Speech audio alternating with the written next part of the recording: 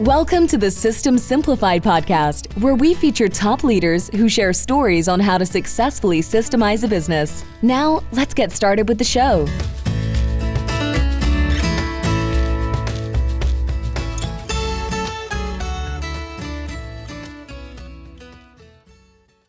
Hello, Klevit here, the host of the System Simplified podcast, where I feature top founders, entrepreneurs, and thought leaders about systematizing a business. And today's episode is being brought to you by Business Success Consulting Group, where we create, document, optimize, and implement processes and procedures so businesses can grow and thrive. And today's guest is Debbie Allen. Hi, Debbie. Hey, great to be here. Great to have you. You and I met at Dan Kushell's event in Orlando, and we really hit it off. We start talking, and I go, okay, Debbie, you gotta be a guest here because we need to share that wealth of knowledge that you have with our listeners here. You are the queen, the master of selling from stage, but actually being able to convert speaking engagements to paying clients, which is, Right. and you mastered a system on how to do it. I mean, you are definitely super competent and the professional, the authority in this area. So, and it's very obvious after I listen to you and talk to you and I go, okay, let's share with our listeners, your journey and some of your systems. So, but first of all, I wanna read your bio so we have it, and Okay. our listeners will know who you are. So you are one of the top speaking to sell authority positioning experts in the world. And again, I'm speaking to sell and authority positioning. I mean, that is basically being on stage, talking as a thought leader, being a thought leader, and being able to sell your product or your service from the stage. And you have presented in over 28 countries and hosted your own live events for the past 20 years, consistently selling multiple six figures in a weekend. And you're also the best-selling author of 10 books and soon to be 11. And who knows when this podcast is going to be evergreen. So maybe now it's going to be, we can say 20. I mean, you are definitely a very prolific writer. And so that is you, and that is a big deal. I mean, you shared your story from stage when we were at Dan's event, and it's a beautiful story. It's not like you were born with the knowledge on how to do No, this. not at all. Let's Not start with your story. I love your story. So share it with the listeners. How did you get started and how you got to where you are at? Well, I actually grew up, Eddie, in a family business. So I learned business and what made business work from a very young age. And I started out in a family car rental business where we had 5 cars. And then I was like, oh, I want to buy in the business because we're definitely going to grow because it's really small. And I knew back then even I wanted more than just a paycheck. And I've never even applied for a job. I have to spell it because I would never apply. I couldn't be an employee. I'm completely unemployable. So I have to make entrepreneurship work for me. But again, I was thrown into the fire to learn how to grow a business very quickly. And then, again, putting systems in place to go from 5 cars to 250 cars and campers and truck rentals and all this stuff. And then we started the first mini storage business in Northwest Indiana. And I saw the bankers tell my dad, it's crazy, it's a fad. We're not going to give you all the money. We'll give you a little bit of money. Can you imagine mini storage businesses being a fad? But anytime somebody has a new innovative idea, it's going to be like that. So it's like first selling your idea and then putting it together and then creating a system to build another location. So I was learning this very early on to where it's really ingrained in who I am as an entrepreneur since, growing companies so long. And then we sold that business when I was 30 years old to Public Storage, which is a major company across the country, probably across the world. And that was the first $1 million business I sold. And then I went on my own venture, buying a losing business that lost money for 6 years. Like, that's a bad idea with no training. I got into retail, never even worked in a retail store, but now I'm going to own a retail store and did the turnaround. And I learned the systems and the processes of how to buy for the stores, how to market, all of that from just getting invited into a group of mentors. So like now we would call them mentors, but it was a small group of retailers that were very successful and they took me under their wing. And by 32, I was a self-made millionaire and blew up this company, went from a losing business to 2.5 million.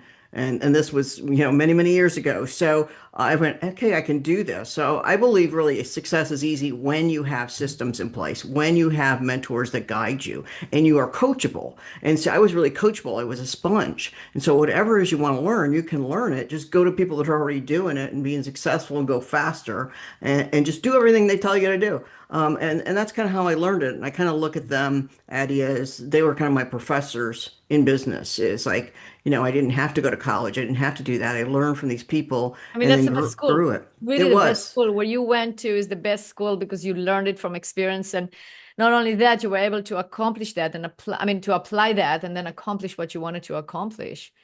So Yeah. what And did I you do think with the that, retail business? Did you sell yeah, it as well? yeah, I did. I knew that as an entrepreneur, there's two things you need to do. You need to grow to magnify and grow, either grow it to sell or grow to magnify. So I did both. I built multiple stores and then I sold all of the stores. So I probably had 15 years in retail altogether. Sold those and then I said, oh, what's the next chapter? What's the next thing I can do? And I really always felt that it was a gift at those first mentors when I was so young that took me under their wing. And I said, well, I want to help people be successful. And now 30 years later as a speaker, I had no idea that was a business at all. I just got into it because I wanted to help people be successful. And then I went to this big show in Vegas. I said, why don't you have seminars here teaching people how to be successful? You're only selling to them. And then they said, my sales rep goes, well, you can do that. You could tell that story. And I went, yeah. And the next thing I know, I'm on stage and So that filling was the room. the first time you actually got on stage and talked. Yes. Wow.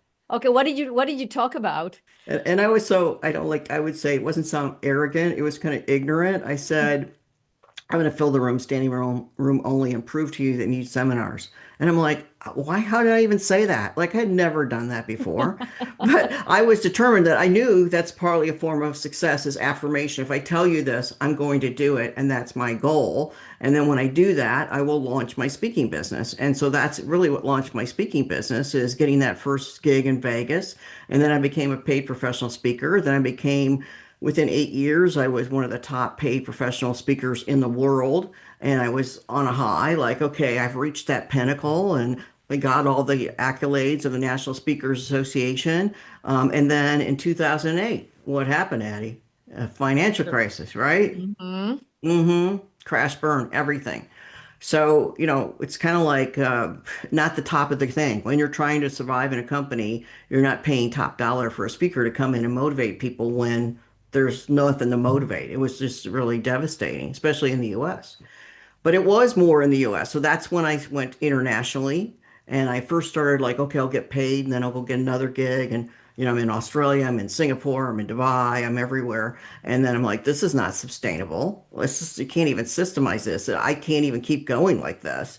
And then I started seeing people speaking to sell from stage. And I was like, oh my gosh, I did the math. I was like, oh, this is a whole nother game. And that's when I started my event business and learned the skill of speaking to sell. And I bombed a bunch of times, Addie, before I got good. But I just kept investing in myself and because I knew if I found the right people, like now you can find mentors much easier than back then, especially teaching that. Because that's why I want to be a mentor teaching. I want people the shortcut, learn this fast. You can make a lot of money doing this. But back then it took longer because I couldn't find those mentors to invest in. And then when I did, I invested heavily and then I saw really huge results and then never looked back. So you basically invested in mentors that will teach you or will show you how to successfully sell from the stage. Yep. And that was really hard because I was a trained motivational business speaker. Because most people are like, what is a speaker? Oh, you're a motivational speaker like Anthony Robbins. I said, well, not personal development, but business. But a lot of it was motivational. You can do this, success, you can have this. But it's, sales, it's marketing, it's business strategies. But then, the thing is that I was trained to do this. So when you're trained as a paid speaker, you're giving signature stories and motivating people, and then that's what you get paid for. 45 minutes, 1 hour on stage, you've motivated this big group of people and leave, and we've paid you. And that's all. And then now I have to strip all that away and learn a completely different system of selling to where the signature stories and all the motivation is stripped off. And the number one thing you start with is the reverse engineer. What are the results you want from that? That is your offer at the end. What is the result you want that gives people the results that they need based on your presentation? And then you work completely backwards and your presentation seeds and goes all the way to the end result, which is what they really want. So that was even harder because I was taught not to sell and not to be salesy at all. And then I had to go the complete opposite. So it's actually easier for me to teach people that don't like selling, don't have motivational sales, motivational speaking skills. If they come in green and they're coachable, it's actually really easy for me to teach them that. So what would be some professions that you're working with that they can sell from stage? Well, I'll tell you one that just happened from that event we were at. So, Addie, Jerry has a flooring business. So he I was just all, interviewed it for my podcast as oh, well. Jerry So Levinson. yes, Okay, yes. awesome. So you got to listen to that one because Jerry's a hoot. Oh my God, I'm gonna just Oh, it was so. hilarious. We had a great podcast, so I'm going to put it in the show notes as well so people can Oh listen. yeah, he's a hoot. He's funny. So he's gonna be a really great client to work with because he's already doing speaking. He's already trying to sell consulting to his clients, but he really sucks at sales. And he was really honest about that. He goes, "I'm doing all the right stuff. I've got this massive list, huge following, and I'm spending all this money for marketing, but I'm selling and then I'm not getting very much return, like people, applying because I don't." He goes, "I just really don't like selling." I'm like, okay, well, that's easy to change that, right? And so it's not selling, it's opening up a door of an opportunity, but he's just not opening the door correctly. So I just have to show him, like, okay, it's not hard to open up that door. It should just fly open when you do it right. And so yeah, that just from us even meeting there, met somebody that ended up coming to my event and being a client, and that's kind of how it happens. People that so flooring industry. Um, I have people that are in personal development that want to be speakers, people in business that want to be speakers. I have people that are just coming from all different sorts of backgrounds in business. And the reason being, when you think about this, it's not the goal is I want to be a speaker. That wasn't even my goal to begin with. It's like I want to be an expert that influences other people to get the results that I've had, if you look at it that way. Yeah. And that could be a chiropractor, or that could be somebody who owns a hair salon. That could be anybody that learns how to communicate more effectively and make an offer and also position themselves as an expert to get high value clients versus getting the bottom. And then they get rid of the competition. Absolutely. So what are some of the ways that a person can position themselves as a thought leader or somebody with authority?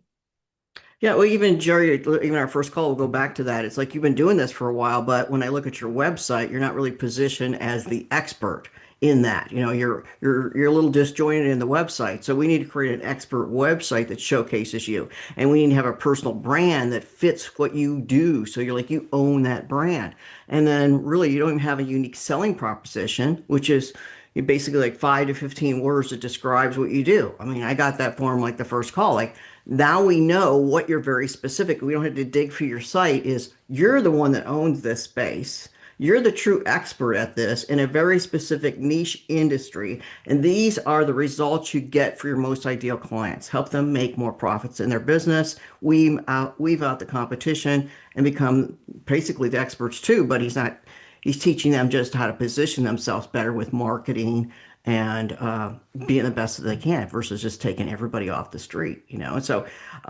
again, we just need to massage some of the stuff he's doing and rework it. And that's really the thing is you've got to create the foundation. So even though Jerry had a foundation, it needed to be a much more solid expert positioning foundation. And we're going to rework the whole site and rework every word of it so that when that ideal client sees it, he's already up here versus let me trying to figure this out, It right? makes total sense. So probably our listeners are thinking, well, let's take Jerry as an example. So what events does he have to produce his own events? So is he going to go speak on stages for other industry events? Yeah, he actually had a webinar today, so I was actually going through his slides, and I'm like, oh man, you're letting everybody just get into your schedule too easy. You got to create barriers around this because experts don't allow access to you that easy. You have to apply to be have a call with somebody. If you just let it have every, so he's got to create these barriers, and that actually showcases more value. Which is, a lot of people just give away their time and it just takes away the value. So we're doing some of that to tweak some of his webinar stuff. So he has companies that hire him to do webinars. He does his own webinars, does a lot of online stuff. And then he's going back and starting to do live events again. So he'll be doing some live event, a bigger live event this fall. And I'll be getting him ready for that. And getting his prices up because he needs to have his prices higher than it is right now. But once he positions himself, the prices will be so easy that the when you make the offer, it will be almost like I get to work with this person who has built multi-million dollar companies, has this many years of experience. Like Yeah. I get chills when I say that because I already see him stepping into that. Like he's already there. So it's just a tweak of marketing. And that's even what he does for other people. But we're so close to our own stuff, we don't see it. I don't even see my own. It's harder.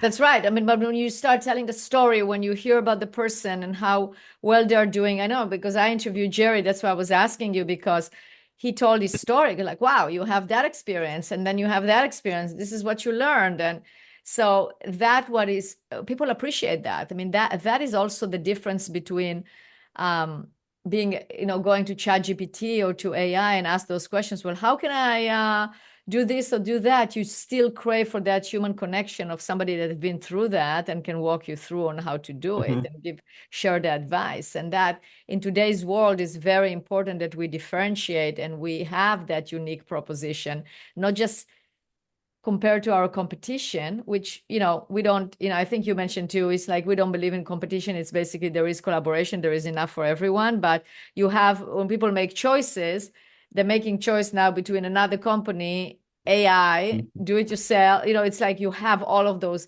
choices that you have to stand above those choices as the Mhm. as the one to choose. And where we are in our market because of AI, the world is changing. Audiences are changing, speakers are changing, customers, how they look at things are changing. Is this real? Do I trust you? So trust is a huge thing. And that's one thing about when you can position yourself as an expert in some way, whether you're getting in front of an audience that's five people at a meeting or whatever, you position yourself as truly authentic and real. And knowing how to communicate effectively is huge because most people get all weird when they go to speaking, they turn into like a robot or something. And no, they came to see you speak because they want you to be authentic and real. They also want you to tell them your hero's journey or your shero's journey story. I crashed and burned. I almost lost everything and then I rebuilt, and that's my story. It's like I rebuilt my business from practically in the ashes of being at the top of the game. They don't want to hear that you just had success after another because they'd go, "Oh, Addie's always been successful. That's easy for her." You have to show them I crashed and burned. I had to work on my mindset. I had to do this work. I had to keep hiring people and keep investing in myself and believing in myself to keep going. I didn't quit. And then I came back stronger. That's what people want to hear. And I do, so, because when I look at you, Debbie, when you tell the story, like immediately you can think, oh yeah, Debbie, I mean, you are a rare person that have that grit, right? Because you have, like, it seems like everything you touch will become gold, right? But mhm, not and it's true. true. I mean, from the outside in, I mean, if you look from the outside, you go like, yeah, no, you don't give up. You always like wake up in the morning and go, okay, what am I going to do? And I'm going to be successful. And you're just like super successful. But when you tell the story that, then people can identify that it's not always like that, right? That it takes Mhm, motivation, it takes your own personal strength. I mean, you're very strong personally. So that's where mhm. you probably, you Yeah, have people don't persistence. realize. Yeah, people, the persistence is there. I'm very driven. I'll never Right. stop being that way because I have a bigger calling. My calling is to help more people be successful. It hasn't changed in 30 years. That's the reason I'm doing the work that I do. And I just get like teary-eyed. My heart just wants to explode when I see my clients just grow so quickly and be so successful. That's where my emotion comes from. That is where I do this. I'm in the legacy part of my business now. I have done that. I've had the stages. I've made the money, and it's like now I want to help other people do that. And that's why I don't want to stop, because that's where I'm totally from my heart wanting to help the right people. And I think that makes a huge difference. That keeps you driving, that keeps you going. Like, what am I gonna do? Quit working and knit? I mean, I guess like, no, this is what I do. I'm really, really good at business and really passionate about business. And this is my brilliance. And so why would I just not be continue to share my brilliance as long as I possibly can, and teach other people to share their brilliance? Because it's kind of like a ripple effect, and when you throw a rock in a stream, it's like this. And when I help other people become experts and share their message, it's like they get to do that, whether they want to be online, talking in front of a meeting, write a book, whatever that is. Hear your voice. Let people hear your story. People hear your passion about what you're want to, why you want to help people. And that's the difference. This authority market right now is I want to see that you're authentic. I want to see that you're real.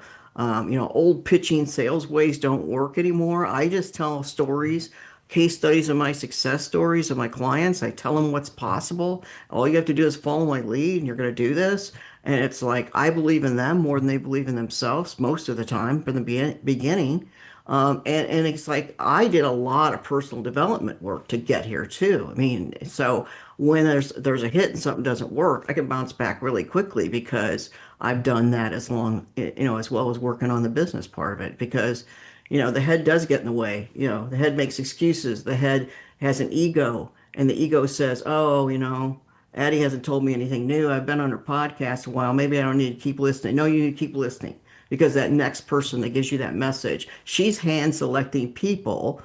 Because when she picked me, even at that event, I was like, oh, okay, I could tell she's picky. Like, she's not going to just take anybody. That's the podcast I want to be on. And that's the person I want to work with. And this is the person that's why you listen to Eddie and the people that she selects, because she's an expert at this. She's been doing this a long time, and she knows what you need to hear.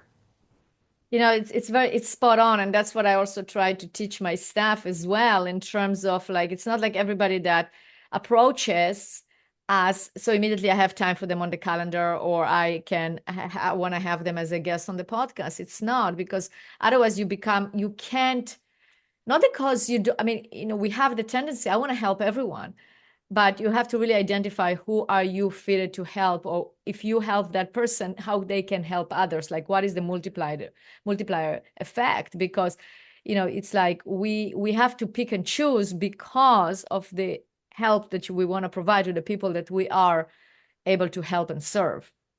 Exactly. And people go, well, you're so confident. It's like, I think it's more than confidence. It's a knowing. It's like, I know I've been doing this so long. I know.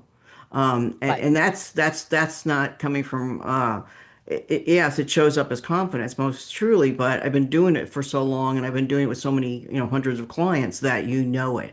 And that's the true expert. Like, if you're going to invest a lot of money with somebody to work with, you want somebody that really is wise about this. They've been in every part of it. They get the business, front and back, forward. They get it, right?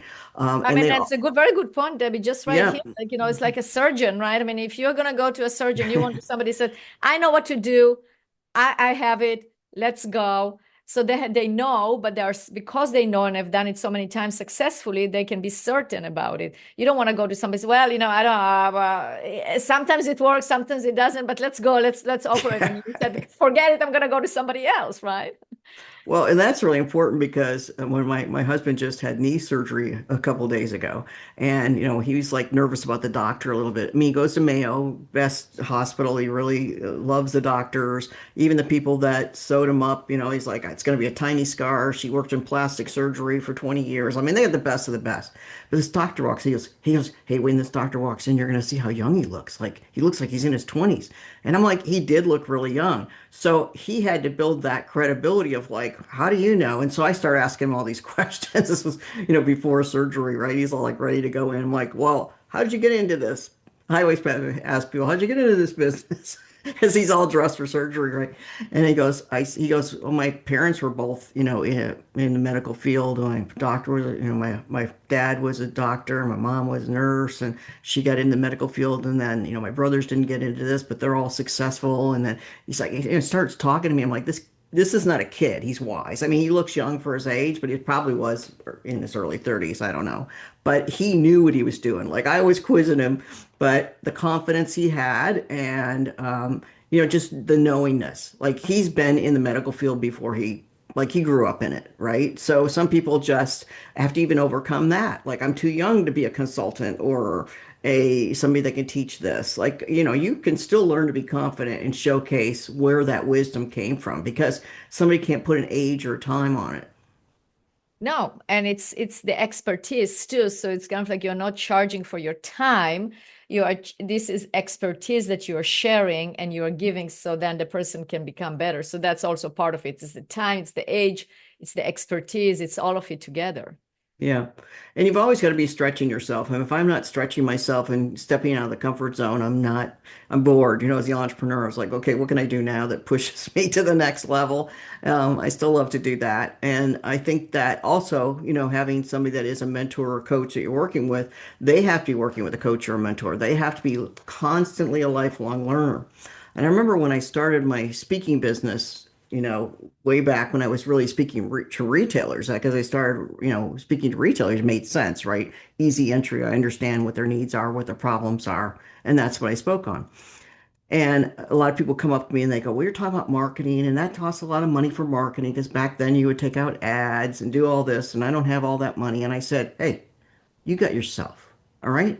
You got nothing else. You got to sell yourself on your ideas. You need to get out there. You got to network like a crazy person. You got to sell people on the idea of coming into your stores. You got to sell people on investing with you, whatever it is. You got to believe in yourself and you got to be a shameless self promoter. So then I wrote a book on shameless self promotion. And then that got me on a whole bunch of stages and a whole bunch of podcasts and talk shows and everything. So I'm on all these radio shows. We got a frog in my throat here. Just even thinking about where I'm going to go with this. So I get on all these shows, and I was on this back then. They had the thing called Radio and TV Interview Report. So they're like calling me like crazy. Everybody wants to learn about shameless self-promotion because most people aren't comfortable promoting themselves. But that goes back to you being an expert too, from very like where it went. It started with that teaching this, that, believe in yourself. And so I got a call from this radio show one day, and he says, I'm Casey Armstrong, this really deep voice, calling from the Howard Stern show. And we'd like to have you on the show because, Howard would like to know about being shameless. I'm like, what? Like, I thought it was one of my friends calling me to, like, you just, pimp me out here. What the heck are you talking about, right? And I said, no. I said, Howard's going to beat me up. I said, I don't know. This is not the kind of show I do. He goes, oh no. He goes, no, he won't do that. And he goes, we'd like you to send some books out, and we'd like to really have you on the show. It's going to be about a month from now, and you can talk about what you do, but this is definitely a topic we'd like to discuss. And so I said, so then I go, okay. And then I go, oh no, oh crap. What I said, yes How was again. that show? Well, here's the weird thing. I had wrote that book, Confessions of Shameless Self-Promoters, many years ago. And one of the gentlemen that I was in my book, his name is Bill Goss, and he wrote a book called The Luckiest Unlucky Man Alive. He survived 30 near-death experiences. And I love Bill. He's funny, he's cool, but I don't hang out with him. Like 30 near-death experiences, I'm not hanging with you. But I remember that one story, he said I was on the Howard Stern show. He had me on there because, of course, Howard twists everything. He's going to go into like the nurses and make it weird, Yeah. he's going to get controversy around it, right? So you gotta either stand up to Howard or you gotta let him be controversial with you. And I'm like, okay, we know this. So I called Bill up and I said, hey, I remember you said you were on the Howard Stern show. I said, I got a call. He wants me on the show. Would you be my coach? And he goes, yeah, sure. What do you want me to do? I said, can I call you every week on Monday at this time till the show comes? And then we can just kind of like, throw shit at me and then I can see how I can handle that. He goes, okay, it's not going to be like on Eddie's show. She's going to be really sweet and nice to you. No, this is Howard. He's going to find stuff to attack you for. I'm like, okay, so you have to really attack him back to win. And so, okay, It sounds like a boxing match. exactly. And I got like, I don't know, it's like 5, 10 minutes, not like a long show, right? And so all I wanted to care about is keeping my clothes on and my professionalism intact. And it was a show that we could do online. So back then it was like, on the phone. And so that was cool. I wasn't gonna have to take my clothes off or anything. So that, okay, we're good. I could be sassy. And so I just got my sassy self on and I was like, okay, this is gonna be different. I don't care what this is gonna lead to me. This isn't gonna sell books. It's just gonna be another story. And so I get on there, and then Howard goes, well, it says, you're a shameless self-promoter. And a lot of people think that I'm shameless, but, I don't have t-shirts and mugs and all that stuff like all those other DJs and people that do shows, radio shows and stuff. And I said, Howard, you are shamelessly successful because you are an absolutely freaking brilliant marketer. Okay. Because I saw your movie, Private Parts, and I saw that you were married, you had a child on the way. You kept getting fired from one job after the next. They were paying you a lot of money and you didn't care. You were speaking your mind and you kept getting fired and fired. You were going to do it your way. And I said, that takes a lot of courage. And because you did it your way, you were so successful. So then I could hear this noise. It was like his head's blowing up, like his ego. Right? I'm like, now I got to slap him down because I can't leave him up there. And so I go, but what I don't. So then I could just feel him okay, he's going to come after me because you can't give him compliments. Like he's going to come after you. And so I go, but what I don't respect, Howard, is how you degrade women. Crickets. And there's Robin. Robin's trying to attack me the whole time. There's another producer. There's like three against one. It's called like Get the Guest, right? And she's trying to attack me. And then all of a sudden, Howard starts standing up for me because I attacked him. And so he stands up for me and he goes, well, hey, tell me a couple stories from your book. And I told him some funny stories and he laughed. He goes, that's really cool. And then he goes, hey, I never do this. I never promote books on my show, but I'm going to promote this book. All of you got to be a little more shameless. You got to put yourself out there, even when people are putting you down, telling you it isn't good. And she's right. Debbie's right. Go get that book, Confessions of Shameless Self-Promoters by Debbie Allen. That's all he said. And then it was like 5 minutes or something. And my book within 1 hour went to Amazon bestseller. And it stayed on there because the show hit again from the East Coast to the West Coast. And I had no idea that you know, being that shamelessly rude could actually get you. But I was hitting him with zingers, and that was the thing that got his respect. And it was kind of like when I tell the story in a longer version, it's kind of like one up. I got him here, one up, one up, one up.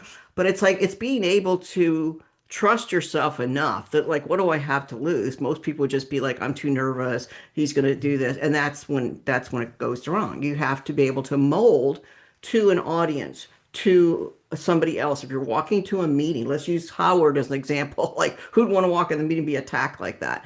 Let's just say you have a meeting, you got to walk into a company and you got to stand up for yourself and you got to say, hey, I'm going to be me. I'm going to be authentic. And you know what? I could lose my job. I could lose everything, but I'm not going to sacrifice who I am or my ethics because of me not standing up for myself. And I think that was the biggest lesson that I learned. And when I tell other people that story, that's a lesson they learn. It's like what 5 minutes can change your life sometimes. Debbie, that is an amazing story. Wow. Good for you. You're absolutely incredible. I mean, every time I talk to you, I just learn more and get more inspired because it's very inspiring. If we were all like you, this world would be much better in terms of people more productive, successful. And that's what you help people do, which is very admirable. You could have, as you said, you could sit home and knit or sit by the pool. But no, you want to help people because you definitely, at this stage of the game, it's not like you need to do it for the money. You're doing it for the purpose. And that is definitely shows. And your legacy is amazing. So well done. Thank you. Yeah. Thank you. Yeah, But it's absolutely. it's fun to share those stories. I mean, everybody has a story like that, and I think those are the stories that build your confidence. When you push yourself and you just truly be yourself when, there may be something on the line or whatever. Like I'm not there to hurt anybody. I'm just there to help people. And the same thing. It's like I think that what I love about being a speaker, an expert, an influencer, whatever you want to call that, is that when you get to the point that you You have enough stories and success behind you that you can be really you and really authentic. And now, at the time of AI and all the stuff we're talking about, this is where people will be a sponge to you because we don't get that. Nobody can replace AI if they're truly authentic and they use common sense. You ask me anything about business, I'm going to break it down strategically, system wise, common sense business strategy. Not anything is technical. I barely got through high school. I don't think like that. I teach it on an eighth grade level so that you can understand it and break it down step by step. And that's what people need to hear. That it doesn't have to be complicated. It's basically business is good common sense, good common sense in sales and marketing, business growth. Like, most people, if you look at it common sense wise, small business owners run their business and do everything. You cannot grow if you're doing everything. You have no systems. You're just wearing yourself out. Entrepreneurs the same way. If they don't keep taking off one hat and putting on another hat as they grow and building a team and building more systems and processes in place, they are not going to grow. They're going to stay like a small business owner. And That that is is a so different true. thing. That is so true. So it's spot on. It's that, and also what you said earlier, like, you need to have good communication in order to build a business. It's the networking, it's the connections Hmm. that you are making, it's the being yourself, being authentic, being truthful, and people will gravitate towards that. Yeah, So most that, definitely. And it's easier than people think, right? Because but it's easier than you think when you become yourself after you're a speaker. But it's weird that when people become a speaker, they count on the slides and what they're going to say, and then they get all weird. Or if they're going into a meeting that makes them nervous, they get all weird, and it's like, who is that person? Like, I don't even know who that person is. And um the when you have the knowingness of like, I trust myself. I think that's a big key. And then you can say, I trust myself enough that I also need to learn a new system, a new process, a new way of doing things. I need to listen to what's going on around me. Yes, the world is changing as fast as it can be. So I need to pay attention to that. But do I need to do everything? No. I just need to pay attention to what's going to help my business at this time. Not get overwhelmed about it, not get afraid of it. Just right. go, okay, I'm aware of it. I'll step into it a little bit. I'll systemize things a little bit, but I'm not going to change who I am. Very true. Very true. Debbie, if people that are listening to us right now, our listeners, would like to get a hold of you, would like to connect with you, what's the best way to do it? Well, I've got a free gift. They can go get expertpositioningsuccess.com. So if you're trying to position yourself as an expert to put yourself out there to influence more people or become a speaker, that's a good way to start and create income streams around just the knowledge you already have. That's a great place to go get it. There's a video on there. There's my expert positioning success book for free on there and a great workbook. So there's a lot of great gifts, expertpositioningsuccess.com. And to reach me personally, you can go to my website, easy one, debbieallen.com, just like the dancer, but that's not. I have the website, debbieallen.com. And then you'll hear all about all the stuff I'm doing there. Fantastic. So we'll include it in the show notes as well. Debbie, I can't thank you enough for being a guest on this podcast. It's been an amazing conversation. We can talk for hours and probably have you back here because listening to those stories, it's something that it is inspiring, entertaining, fun. Hearing that courage that you have and how you approach things, it's just absolutely incredible. So thank you so much. Yeah, Eddie, my friend, it's been a pleasure, and I look forward to seeing you again. I'm sure I'll see you at one of Dan's meetings or one of my events. We'll see each other soon, and I hope to see you listeners too at one of my events and connect with me as well. So thank you so much for having Absolutely. me here. You are welcome.